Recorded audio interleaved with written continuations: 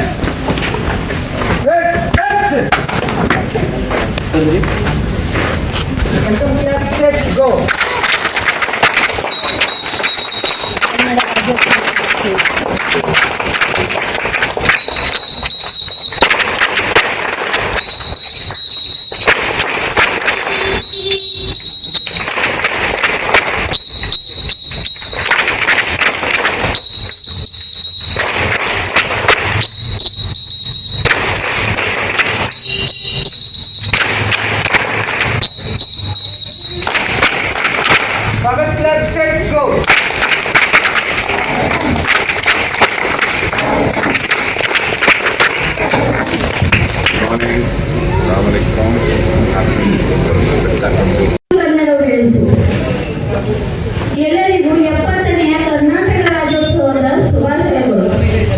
ಮಾನ್ಯ ಅತಿಥಿಗಳೇ, ಮುಖ್ಯೋಪಾಧ್ಯಾಯರು, ನನ್ನ ಸಹೋದ್ಯೋಗಿಗಳು, ಪಾಲಕರು ಹಾಗೂ ಪ್ರಿಯ ಮುದ್ದು ಮಕ್ಕಳೇ, ಹಾರ್ದಿಕ ಸ್ವಾಗತ, ಸುಸ್ವಾಗತ. ಇಂದು ನಾವೆಲ್ಲ ಸೇರಿರುವುದು ನಮ್ಮ ರಾಜ್ಯದ ಹೆಮ್ಮೆಯ ಕನ್ನಡ ರಾಜ್ಯೋತ್ಸವ ಹಬ್ಬವನ್ನು ಆಚರಿಸಲು. ಕನ್ನಡ ನಾಡಿನ ಗೌರವ, ಸಂಸ್ಕೃತಿ ಮತ್ತು ಪರಂಪರೆಯ ಸಂಕೇತವಾಗಿದೆ. ನಮ್ಮ ಗೌರವಾನ್ವಿತ ಮುಖ್ಯ ಅತಿಥಿಯಾದ ನಮ್ಮ ಶಾಲೆಯ ಸಂಸ್ಥೆಯ ನಿರ್ವಹಣೆ ಮಾನ್ಯ ಮುಜಾಹಿದ್ ಪಾಷಾ ಕುರೇಶಿ ಸರ್ ಅವರಿಗೆ, ನಮ್ಮ ಶಾಲೆಯ ಮುಖ್ಯ ಉಪಾಧ್ಯಾಯರು ಆದ ರಾಜ್ಕುಮಾರ್ ರಾಥೋಡ್ ಸರ್ ಅವರಿಂದ ಸನ್ಮಾನ.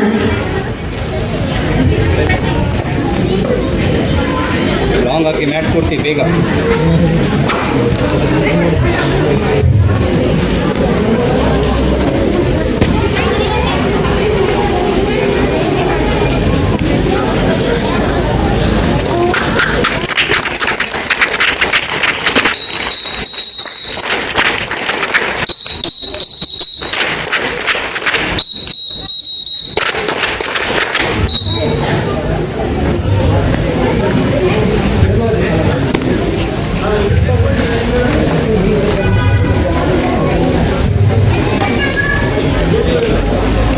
ಅದೇ ರೀತಿ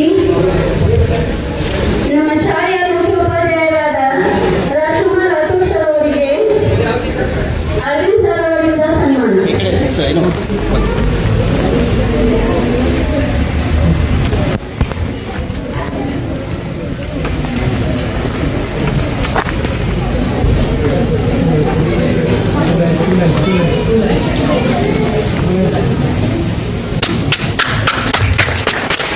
ಚಪ್ಪಾಳೆ.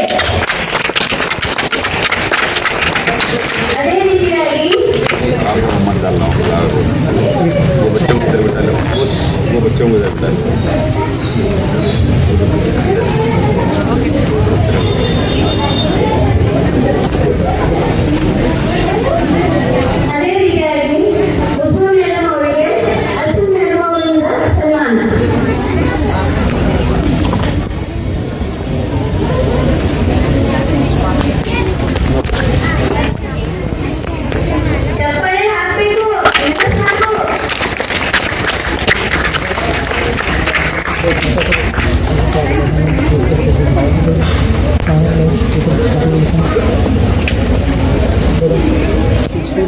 Thank